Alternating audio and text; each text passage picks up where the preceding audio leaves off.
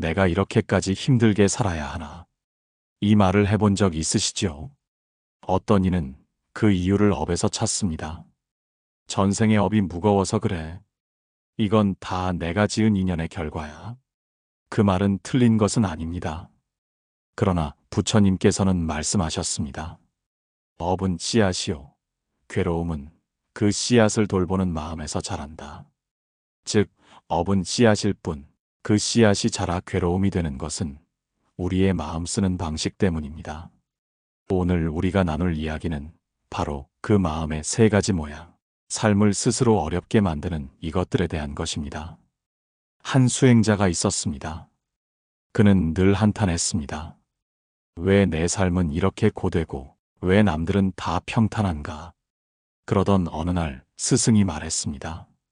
그대의 괴로움은 업 때문이 아니다. 그대가 업을 바라보는 눈 때문이니라. 그는 이해하지 못했습니다. 바라보는 눈이라니요? 스승은 조용히 찻잔을 들었습니다. 이 차는 뜨거운가? 그렇습니다. 그러나 차가 스스로 뜨거운가 아니면 그대의 혀가 뜨겁게 느끼는가? 그때 제자는 아무 말도 하지 못했습니다. 그렇습니다. 삶의 고통은 세상에서 오는 것이 아닙니다. 그 고통을 어떻게 느끼는가에서 비롯됩니다. 그 느낌의 바탕에는 세 가지가 숨어 있습니다. 첫째, 집착. 둘째, 비교. 셋째, 무지. 이 세 가지는 마치 눈에 보이지 않는 세 개의 매듭처럼 우리 마음을 조용히 조여옵니다. 집착은 이래야만 한다는 생각이고, 비교는 저 사람은 더 낫다는 판단이며, 무지는 내가 지금 무엇에 묶여 있는지 모르는 상태입니다. 이 셋이 한데 엉켜서 우리는 매일 자신의 삶을 괴롭게 만듭니다. 업은 과거의 인연이지만 이 세 가지는 지금 이 순간의 선택입니다. 부처님은 이렇게 말씀하셨습니다. 과거의 업은 바꿀 수 없으나 그 업을 대하는 마음은 오늘 새로이 만들 수 있다. 그러니 이제 우리는 묻지 말아야 합니다. 왜 내 업이 이렇지? 대신 이렇게 물어야 합니다. 나는 지금 내 마음을 어떻게 쓰고 있는가? 이제부터 우리는 삶을 힘들게 만드는 이 세 가지 이것을 하나씩 살펴볼 것입니다. 그 시작은 첫째, 집착입니다. 무엇을 붙잡고 놓지 못하는가? 그 집착이 어떻게 고통의 모양을 바꾸는가? 그 이야기를 다음에서 이어가겠습니다. 집착은 처음엔 아주 작습니다. 이건 꼭 이뤄야 해. 저 사람만큼은 나를 인정해야 해. 그 마음이 작게 피어날 때는 의욕처럼 보이지만 조금만 지나면 그 의욕이 족쇄로 바뀝니다.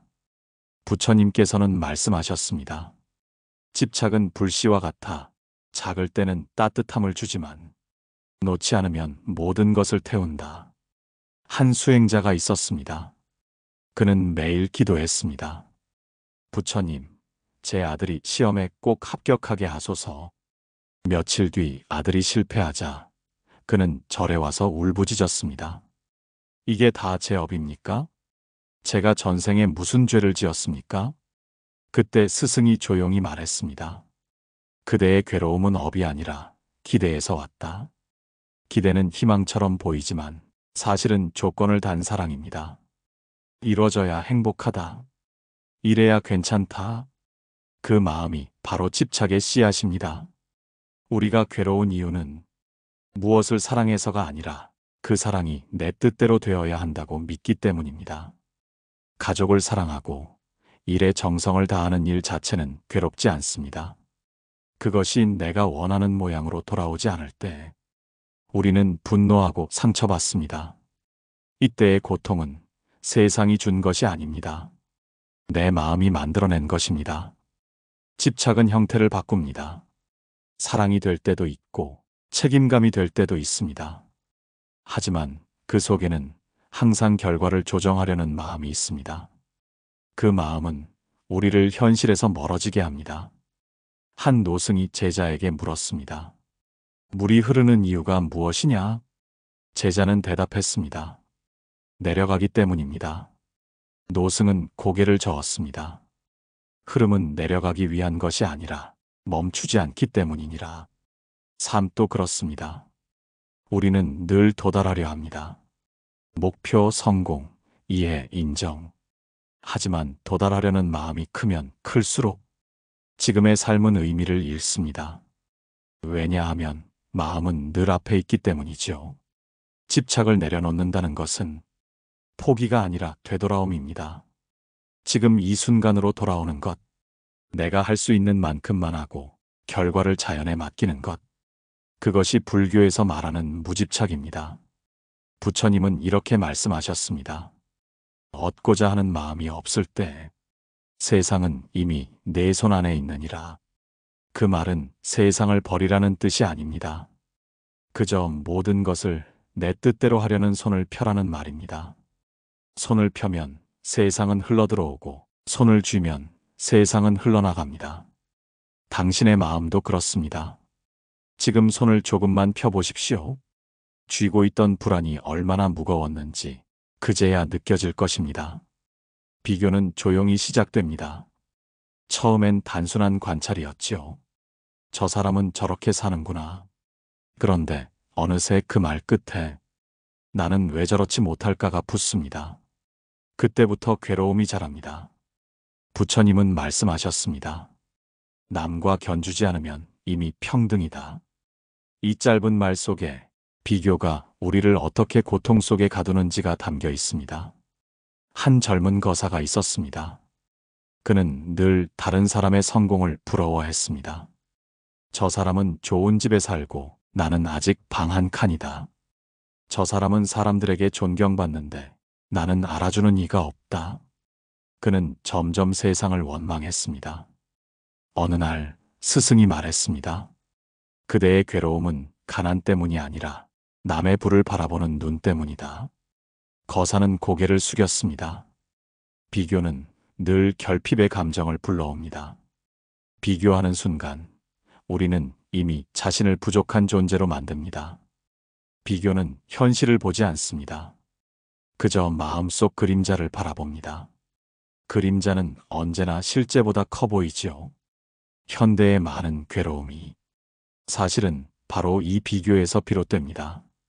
가족 안에서도, 친구 사이에서도, 직장 안에서도 누가 더 낫다는 말이 흘러나옵니다. 그 말 한마디가 사람의 마음을 서늘하게 만듭니다. 불교에서는 비교심을 마라의 속삭임이라 합니다. 마라는 인간의 마음을 속여 괴로움을 짓게 하는 존재이지요. 비교심이란 마치 사탕처럼 달콤합니다. 처음엔 동기부여처럼 보이지만 곧 스스로를 탓하는 독이 됩니다. 한 노승이 제자에게 물었습니다. 그대는 언제 가장 괴로운가? 제자가 대답했습니다. 누군가 나보다 잘할 때입니다. 스승은 미소를 지으며 말했습니다. 그대가 그 사람을 보지 않았다면 그 괴로움은 어디 있었겠느냐? 그 말이 마음을 찔렀습니다. 괴로움은 밖에서 오지 않습니다. 내가 마음으로 차이를 그리는 순간 생겨납니다. 비교에서 벗어나는 첫 걸음은 있는 그대로 보기입니다. 다른 사람의 인연은 그 사람의 길이고 나의 인연은 나의 길입니다. 꽃마다 피는 시기가 다르듯 사람마다 복이 피는 때가 다릅니다. 그 다름을 인정하는 순간 비교는 멈춥니다. 부처님은 이렇게 말씀하셨습니다. 모든 존재는 각자의 연꽃으로 핀다. 비교란 다른 연꽃의 색깔을 부러워하는 일입니다. 하지만 물속의 연꽃은 서로의 향기를 시기하지 않습니다. 그저 제 빛을 낼 뿐입니다. 당신도 그렇습니다. 지금 이 자리, 이 모습 그대로 충분합니다. 남의 걸음에 맞추느라 당신의 길을 놓치지 마십시오. 남의 빛을 좇느라 당신의 빛을 가리지 마십시오. 비교의 마음이 사라지면 감사와 평안이 찾아옵니다. 그때 우리는 업 때문이라던 괴로움이 사실은 비교에서 피어난 허상이었다는 걸 깨닫습니다. 무지는 눈을 가리는 안개와 같습니다. 사물은 그대로 있는데 우리는 그것을 제대로 보지 못합니다. 그러니 세상은 우리를 괴롭히는 게 아니라 우리가 세상을 잘못 보고 있는 것입니다. 부처님께서는 말씀하셨습니다. 무지는 모든 괴로움의 근본이다. 이 말은 단지 모른다는 뜻이 아닙니다. 안다고 믿는 것이 오히려 마음을 가리고 있을 때 그것이 참된 무지입니다. 한 제자가 스승에게 물었습니다. 세상은 왜 이토록 불공평합니까? 스승은 잠시 침묵하더니 물었습니다. 그대는 바람이 어느 쪽에서 부는지 아느냐? 제자가 대답했습니다. 남쪽에서 북쪽으로 붑니다. 스승은 고개를 끄덕이며 말했습니다. 그대는 바람을 본 적이 있는가? 아닙니다. 그럼에도 그대는 바람의 방향을 안다 하였구나. 그것이 바로 무지다. 우리는 늘 세상을 안다고 생각합니다. 저 사람은 나를 싫어한다. 내 인생은 운이 없다. 이 일은 안 될 것이다. 그러나 그것은 대부분 마음의 추측일 뿐입니다. 진실은 보지 않고 마음이 만든 해석만을 믿는 것. 그것이 무명의 뿌리입니다. 무지는 단지 어둡지 않습니다. 때로는 확신의 얼굴로 다가옵니다. 자신의 생각이 옳다고 믿을수록 타인을 이해하는 문은 닫힙니다. 자신의 판단을 진리로 삼는 순간 그 마음은 배움에서 멀어집니다. 한 거사가 있었습니다. 늘 주변 사람들과 다투며 살았습니다. 나는 솔직해서 그렇다. 나는 원칙이 분명하다. 그 말 뒤에는 늘 냉정함이 숨었습니다. 그는 어느 날 법문을 듣다가 이런 구절을 만났습니다. 바른 말도 집착하면 칼이 된다. 그날 밤 그는 처음으로 자신을 돌아보았습니다. 내가 옳다는 마음이 누군가에게는 상처였구나. 그 깨달음이 무지를 비추는 첫 빛이었습니다. 무지를 걷어내려면 먼저 마음을 고요히 해야 합니다. 안개를 흩으려 손을 휘두를수록 안개는 더 짙어집니다. 가만히 멈추면 바람이 스스로 걷어줍니다. 그 바람이 바로 관입니다. 관은 판단하지 않고 보는 눈입니다. 좋다 나쁘다의 잣대를 내려놓고 있는 그대로를 바라보는 것입니다. 그 눈으로 보면 사람도 세상도 괴로움도 다 다르게 보입니다. 그때 비로소 알게 됩니다. 고통은 세상이 만든 것이 아니라 내가 만든 그림자였음을. 그림자를 없애려면 싸우지 말고 빛을 비추면 됩니다. 그 빛이 바로 지혜입니다. 부처님은 말씀하셨습니다. 어둠을 탓하지 말고 등불을 켜라. 지혜는 어둠과 싸우는 것이 아니라 그저 어둠을 알아차리는 것입니다. 이제 우리는 알게 됩니다. 삶이 힘든 이유는 업 때문이 아니라 집착과 비교 그리고 무지 때문이었다는 것을. 세상은 우리를 괴롭힌 적이 없습니다. 그저 우리가 스스로에게 등을 돌렸을 뿐입니다. 집착이 풀리고 비교가 사라지고 무지가 조금씩 걷히기 시작하면 그제야 마음이 자리를 찾습니다. 그 자리는 늘 거기 있었습니다. 하지만 우리는 그 위에 끝없는 욕망과 두려움을 쌓아 올려 스스로를 가려왔던 것이죠. 부처님께서는 이렇게 말씀하셨습니다. 마음이 고요하면 진리는 멀리 있지 않다. 괴로움이 사라지는 순간은 외부의 조건이 달라질 때가 아닙니다. 그저 마음이 그대로 보이는 순간입니다. 좋고 나쁨의 판단이 사라지면 삶은 그저 하나의 흐름으로 느껴집니다. 한 노승이 들판을 걸으며 제자에게 물었습니다. 저 들판의 잡초를 보아라. 저것도 괴로움이냐? 제자가 대답했습니다. 그저 자라날 뿐이니 괴로움이 아닙니다. 노승이 미소 지으며 말했습니다. 그렇다. 사람의 일도 그렇다. 그저 일어날 뿐인데 마음이 가리니 괴로움이 되는 것이지. 그 말은 우리가 얼마나 쉽게 판단을 괴로움으로 바꾸는지를 보여줍니다. 가난하면 괴롭고 늙으면 서럽고 사랑이 식으면 외롭다고 느끼지만 사실은 모든 것이 자연의 순환입니다. 괴로움이 아니라 변화일 뿐이지요. 비로소 마음이 그것을 인정하기 시작할 때 그때 평안이라는 새로운 감각이 찾아옵니다. 이 평안은 즐거움과 다릅니다. 기쁨은 순간이지만 평안은 바탕입니다. 기쁨은 바람에 흔들리지만 평안은 바람이 지나가도 그 자리에 머뭅니다. 한 거사가 말했습니다. 이제는 아무 일도 일어나지 않아도 괜찮습니다. 그의 말은 체념이 아니라 해탈이었습니다. 일이 잘 되면 웃고, 어그러지면 배우고, 사람이 떠나면 그 인연을 보내는 마음. 그 마음 속에는 더 이상 외가 없습니다. 이것이 불교에서 말하는 평등심입니다. 모든 존재를 같게 보는 마음, 성공과 실패, 기쁨과 슬픔의 자리에 좋고 나쁨의 차별이 없는 상태입니다. 평등심이 자리 잡으면 자비가 자연히 피어납니다. 남을 탓하지 않게 되고 나를 괴롭혔던 이도 이해하게 됩니다. 그 사람도 나처럼 괴로웠구나. 그 한 생각이 세상을 바꿉니다. 그때의 평안은 깊습니다. 아무 일도 변하지 않았는데 모든 것이 새로워 보입니다. 그것이 깨달음의 초입입니다. 부처님은 이렇게 말씀하셨습니다. 마음이 바뀌면 세상이 바뀐다. 세상은 그대로인데 보는 눈이 바뀌었기 때문입니다. 그 눈을 가진 사람은 어디에 있어도 흔들리지 않습니다. 비가 와도 하늘을 탓하지 않고 어둠이 와도 빛을 기다리지 않습니다. 그저 그 자리에 앉아 모든 것을 있는 그대로 받아들입니다. 그 평안은 결코 먼 것이 아닙니다. 지금 이 순간에도 당신의 마음 한켠에 고요히 머물러 있습니다. 다만 우리가 너무 시끄러워 그 소리를 듣지 못했을 뿐이지요. 마음이 평안해졌다고 해서 흔들림이 완전히 사라지는 것은 아닙니다. 고요함이 깊어질수록 오히려 더 미세한 흔들림이 느껴집니다. 이것이 바로 수행의 마지막 문턱, 부처님께서 마음의 그림자라 부르신 자리입니다. 사람은 평안을 얻으면 그 평안에 머물고 싶어 합니다. 이 상태를 잃지 말아야지. 다시는 흔들리지 않아야지. 하지만 그 마음이 다시 괴로움의 시작이 됩니다. 평안을 지키려는 욕심은 평안의 본래 뜻을 잃게 만듭니다. 부처님께서는 제자들에게 이렇게 말씀하셨습니다. 평안함을 소유하려는 마음은 이미 불안의 씨앗을 품은 것이다. 한 제자가 있었습니다.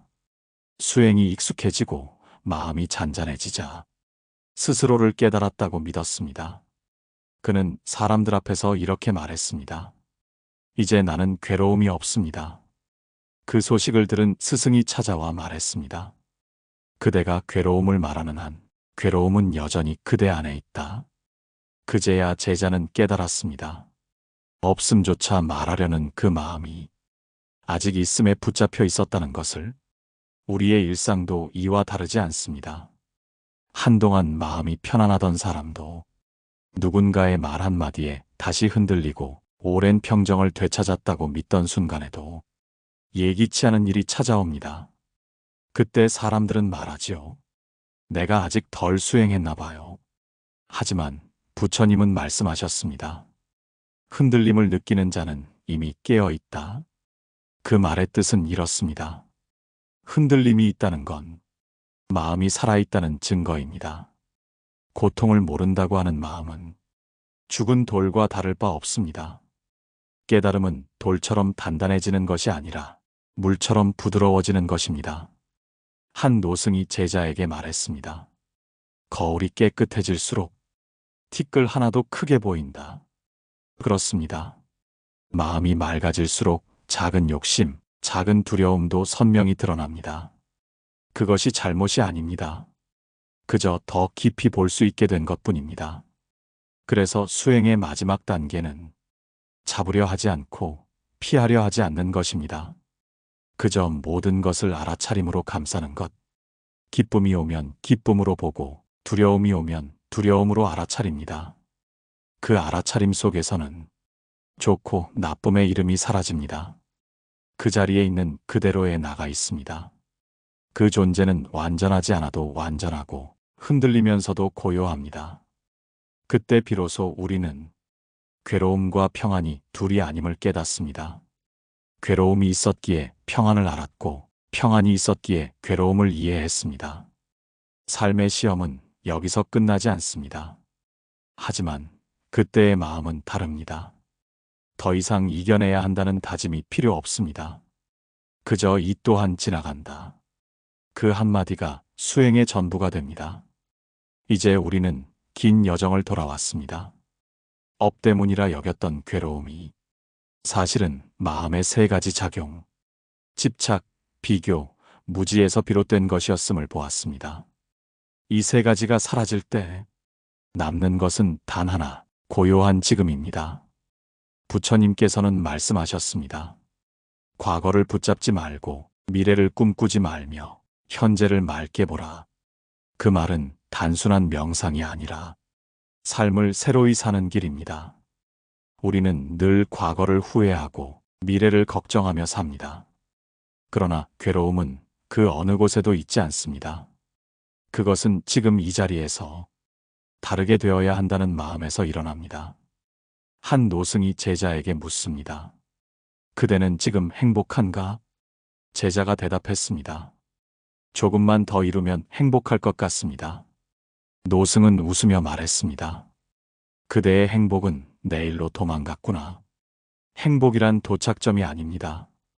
그저 지금 이 순결 안에 깃들어 있습니다. 호흡 하나, 발걸음 하나, 그 속에 이미 평안이 있습니다. 그런데 우리는 그것을 너무 가까이 두었기에 보지 못했던 것입니다. 이제는 알 수 있습니다. 삶이 힘든 이유는 업이 아니라 업을 바라보는 마음의 방식 때문이었다는 것을. 집착은 과거를 붙잡게 하고 비교는 현재를 흐리게 하며 무지는 미래를 불안하게 만듭니다. 그 셋이 사라지면 과거, 현재, 미래가 모두 고요해집니다. 그 고요 속에는 한 점의 평화가 있습니다. 그 평화는 아무 일도 없는 자리가 아니라 모든 것을 있는 그대로 받아들인 자리입니다. 그 자비로움이 바로 부처님의 마음입니다. 한 수행자가 마지막으로 스승께 물었습니다. 스승님, 깨달음이란 결국 무엇입니까? 스승은 미소 지으며 말했습니다. 아침에 눈을 뜨면 하루가 있고 밤이 되면 잠이 오는 것. 그것이 깨달음이다. 그 단순함 속에 모든 가르침이 있습니다. 부처님의 길은 특별한 것이 아닙니다. 다만 지금 이대로 충분하다는 깊은 수용과 고요의 길입니다. 그러니 이제 스스로에게 이렇게 말해보십시오. 내 삶은 잘못되지 않았다. 그저 배워가는 중일 뿐이다. 그 말 한마디가 바로 수행입니다. 그 순간 당신은 이미 괴로움을 벗어났습니다. 오늘 이 말씀이 당신 마음의 어두운 구석을 조용히 비추는 등불이 되길 바랍니다. 삶은 힘든 것이 아니라 우리 마음이 복잡할 뿐입니다. 그 복잡함을 비우면 남는 것은 단 하나, 평안입니다. 그 평안으로 오늘 하루를 마무리하십시오. 그대의 걸음이 부처님의 순결과 함께 고요히 이어지기를 바랍니다. 고요한 울림이었습니다.